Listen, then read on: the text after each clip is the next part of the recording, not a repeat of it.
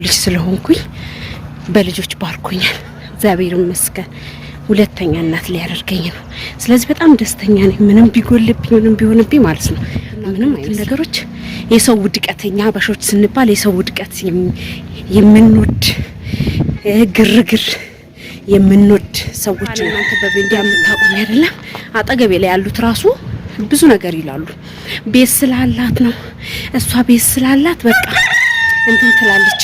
አባራው ነው ሳታስብ። ሰላም ቤተሰቦቼ እንዴት ናችሁ? ሰላም ናችሁ አላችሁ? እኔ ያለ እግዚአብሔር ይመስገን። እንዴት ነው በዓል ካለፈ በኋላ ምን ይመስላል? እንግዲህ በሰላም አልፏል እና እንግዲህ መንገድ ሲሄድ ይቅርታ እያለከለኩባችሁ ነው እና ዛሬ ቤቢዬ የለም ብቻዬን ነኝ። ባባዬ የለም ሲተኛልኝ የሆነ ማልቀርበት የሆነ ላመጣ አስፋልት ትናንት ነበር ማምጣት የነበረብኝ። አሁን ላመጣ እየሄድኩኝ ነው። ቶሎ መለሳለሁ ብዬ ወጣሁ። ስወጣ ጋሪ አላገኘሁ። በእግሬ እየገሰገስኩ ነው። ወይ እናንተ ስማውል ሲሮጥ ምን አይነት ህመም እንዳለ ልነግራችሁ ልገልጽላችሁ አልችልም። በጣም አድክም ነው። በጣም ነው የሚደክመው። ያማል እና እውነቴን ለምላችሁ ቪዲዮ እንኳን መስራት አልፈለኩም ነበር። ያ የተወሰነ ልጆች የማይሆን ቃላት የተናገሩኝ ነበርና በዚህ ኑሮ ውድነት ማን አርግዣለሽ እንደገና ደግሞ እንትናቲም እንዴት አይደ በቃ የሆነ እንጃ። አንዳንድ ሰው አይምሯችሁ ላይ የሚረማመድ እናንተን ለማስወደቅ እናንተን ለመጣል የማይሯሯጥ ሰው የለም። እውነቴን ነው የምላችሁና እጅግ በጣም ነው የተሰማኝ እንደ ሰው በመሆኔ ማለት ነው። ለምን እኔ ያሳድግልኝ አላልኳትም። እንደገና ደግሞ እግዚአብሔር ደግሞ ሲሰጥ ደግሞ ምክንያት አለው። እግዚአብሔር ነው የሰጠኝ። እኔ ደግሞ በጸጋ ተቀብያለሁ። ደስ እያለኝ ማለት ነው። እና ምክንያት ደግሞ አንዳንድ ምን እንደው ታውቃላችሁ እና ማለት ነው እንጃ ወላድ የወለደች ሴት ልጅ እንደዛ አትፈርድ።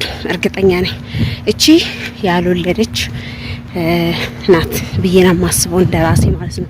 ለምን ታውቃላችሁ መጨረሻችን እንሰራለን፣ ብር እናገኛለን፣ እናገባለን፣ እንወልዳለን። ሀብታችን ከብር የበለጠ ልጆቻችን ናቸው። ገብቷችኋል?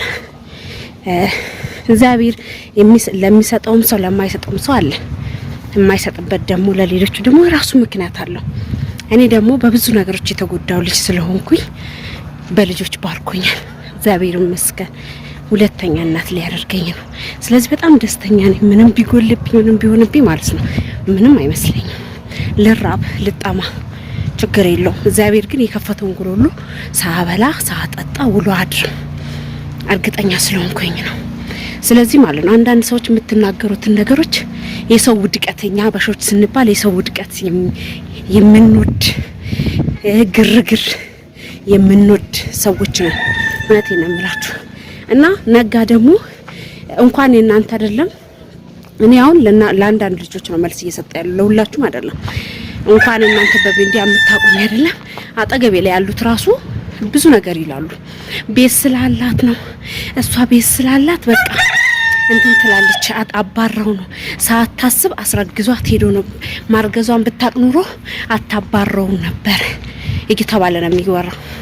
ስለዚህ እኔ ደግሞ የበለጠ እንደው ሰው ሲናገርኝ የበለጠ ስሜት ሲያነሳ እንደ መስማር ጠነክራለሁ እንጂ አልወርቅም። እና ማለት ነው የኛ አበሾች ስንባል በጣም ከባድ ነውና ሰርቶ ይምጣ ሰርተን ግዴታ የሰው ልጅ በህይወት እስካለ ድረስ እና መስራት አለበት። እርስ በራስ ቤት ቢኖር ቤቱን እንግጠዋለን ወይስ እንበለዋለን? ቤቱን እውነት ለመናገር ማለት ነው። ለምንድን ነው የሰው ሞራል ላይ ሰው ምረማመደው? እውነት እንጃ ከባድ ነው። የሰው ልጅ እንኳን እኔ አይደለሁም ሀብታም እንኳን እኮ ያጣል ይበደራል። ምን ማለት አይደለም እንኳን በኔ ማለት ነው እንኳን በኔ በተራዋ ሰው እና ባለቤቴን እኔ በጣም ወደዋለሁኝ አከብራለሁ። ግን ማንኛውም ሰው ሲጋጭ ይጋጫል። እኔ መጋጫለሁኝ ስለዚህ ምንም ብዙ ነገሮችን አብረን አሳልፈናል። በተለያዩ ነገር ስንጋጭም ስንታረቅም የሰው ልጅ እንኳን ሰውና ሰው አይደለም እግርና እግርም እንኳን ይጋጫል። ገብቷቸዋል። ስለዚህ የሰው ልጅ ክፉ መናገር የማይሆን እንጃ እናት የሆኑት ወይም ደግሞ እኮ የሚያግዙኝ በርቺ ጠንክሪ የሚሉኝ እኮ ብዙ አሉ። ግን ከነዚህ ውስጥ ደግሞ መጥፎ ሰዎች አይጠፉ እንቅፋትም ይሆኑ ሁሉንም ሰው ማስደሰት አይቻልም። የሚጠሉኝም አሉ የሚወዱኝም አሉ። በርቺ ግን እየጠፋሽብን እንዴት ነሽ የሚሉኝና ለማንኛውም ባለቤቴ ለስራ ነው ሄደው በሰላም ነበር የተለያየን። በአጋጣሚ ያው ይሄ ነገር ሲፈጠር ማንኛው ሰው እንደሚጠራጠር ተጠራጥሯል። እኔም በሰዓቱ ተናድጄ ነበረ። አሁን ላይ ደግሞ ሰላም ፈጥረናል እግዚአብሔር ይመስገን። ግን ወጣ ብሎ ወደ ክፍለ ሀገር ላይ ስለሆነ ነው ለሌላ ነገር አይደለም። እና እንደዛ ብላችሁ የምትናገሩ ሰዎች እግዚአብሔር ልቦና ይስጣችሁ። ሌላ ምንም አይደለም።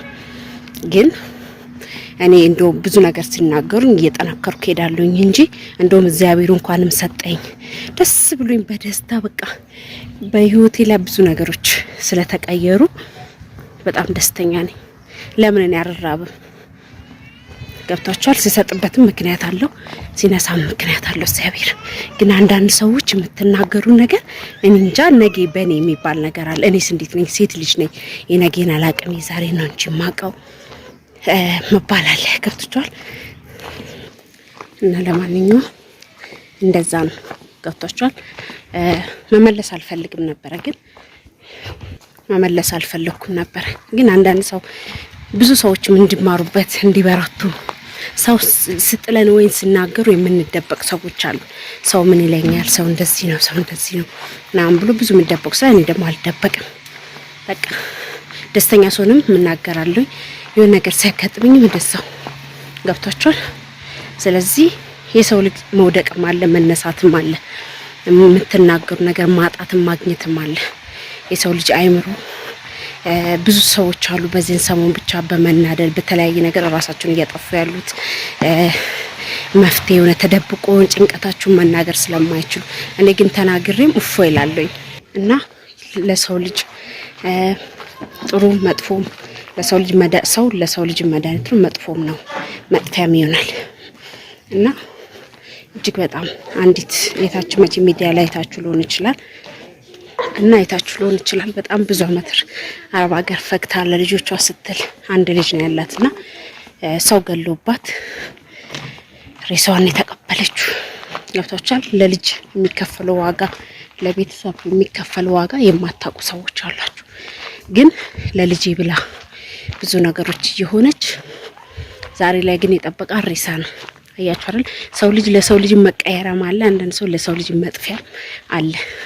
ምክንያቱም ባላቅም ግን አረብ ሀገር ሰርታ አንድ ልጇን የ9 አመት ልጅ ለአንድ ወር ይዘው እያሰቃዩ ብርም ሲቀበሉ መስሉ መጨረሻ ላይ ገለውባት ስትመጣ እንግዲህ ድንኳን ውስጥ ያገኘችው ልጇን ሬሳውን ነውና ሬሳውን ያገኘችውና እጅግ በጣም ከባድ ነው። እውነቴን ነው የምላችሁና ሀብታችሁ ልጃችሁ ነው።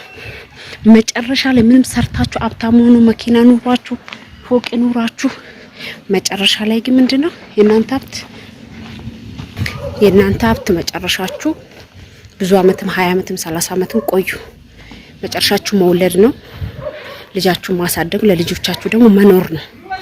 እና እጅግ በጣም ብዙ ነገሮች አሉ። በሰው ልጅ የምትፈርዱ ሰዎች፣ የምትራገሙ ሰዎች፣ የሰው ደስታ የማያስደስታችሁ ሰዎች እግዚአብሔር ልቦና ይስጣችሁ። ያን ነው ማለት የምችለው። እና እግዚአብሔር ልቦና ይስጣችሁ።